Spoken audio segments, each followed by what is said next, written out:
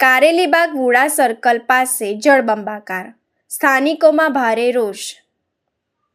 વડોદરાના કારેલીબાગ વુડા સર્કલ નજીક આવેલી અયોધ્યાનગર, ઉપવન, જીતેન્દ્ર પાર્ક, સુંદરમ પાર્ક, જલારામનગર અને સહયોગનગર જેવી સોસાયટીઓના 5000થી વધુ નાગરિકો માટે અવરજવરનો એકમાત્ર રસ્તો સહેજ જ વરસાદમાં 1.5 થી 2 ફૂટ પાણીમાં ગરકાવ થઈ જાય છે।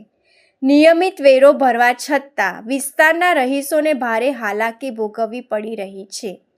સ્થાનિકોનો આક્ષેપ છે કે ચૂંટણી સમયે વચનો આપતા નગરસેવકો, ધારાસભ્યો અને સાંસદ ચૂંટાયા બાદ આ પ્રશ્ન નિષ્ક્રિય થઈ જાય છે।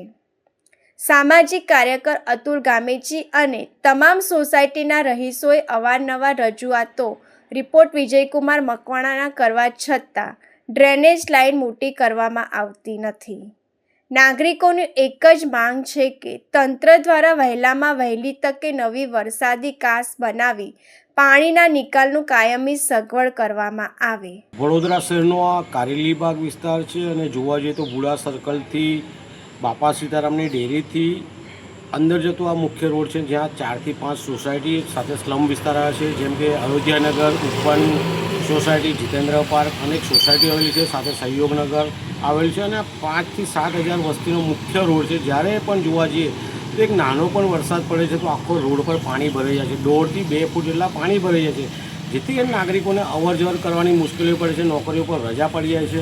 વારંવાર સ્થાનિક નગરસેવકોને રજૂઆત કરવા છતાં પણ આ જે વરસાદી પાણી છે એનો નિકાલ આવતો નથી।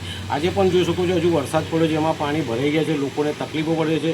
તો ક્યાંક ને ક્યાંક ધારાસભ્યો હોય, સાંસદ સભ્યો હોય કે નગરસેવક, અમારી વિનંતી છે કે અહીંયા એક વરસાદી કાંસ બનાવે, એક વરસાદી ચેનલ બનાવે, જેથી કરીને પાણી ઓસરી જાય।